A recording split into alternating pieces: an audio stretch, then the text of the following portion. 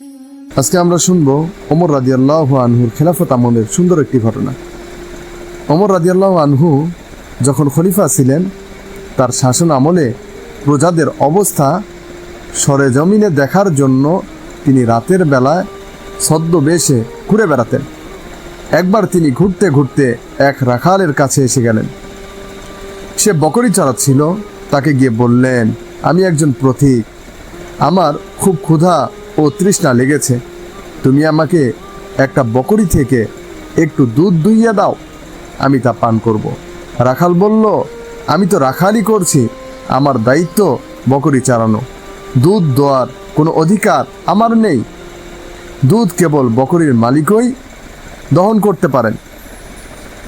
এবার তিনি বললেন, দেখো, এক কাজ করতে পারো, তুমি বরং একটি বকরি আমার নিকট বিক্রি করে দাও, তুমি কিছু পয়সাও পেলে, আমারও প্রয়োজন সারল।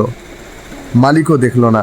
তখন রাখাল বলল, ওহে আল্লাহর বান্দা, তাহলে আল্লাহ কোথায়? অর্থাৎ মালিক দেখল না, কিন্তু প্রকৃত মালিক যিনি, তিনি তো দেখছেন। একেই বলা হয় তাকওয়া বা খোদাভীতি।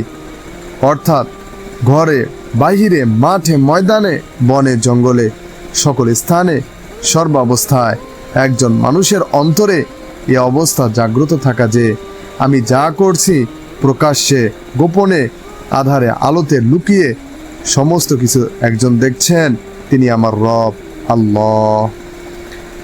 তো এক জামানা এমন ছিল যে রাখালের ভিতরেও তাকওয়া ছিল, সে আল্লাহ ভীতিতে ভীত সন্ত্রস্ত ছিল। কিন্তু আজকে আমরা শিক্ষিত সমাজের লোকেরা আল্লাহ তাআলার ভয় দিলে লালন করি না, প্রকাশ্যে গুনাহের কাজে লিপ্ত হয়ে যাচ্ছি। আল্লাহ তাআলা আমাদেরকে সঠিক বুঝ দান করুক, দ্বীনের পথে ফিরে আসার তৌফিক দান করুক, আমিন। সাহাবাদের ঈমান দীপ্ত ঘটনা জানার জন্য চ্যানেলটি সাবস্ক্রাইব করে পাশে থাকুন। ধন্যবাদ।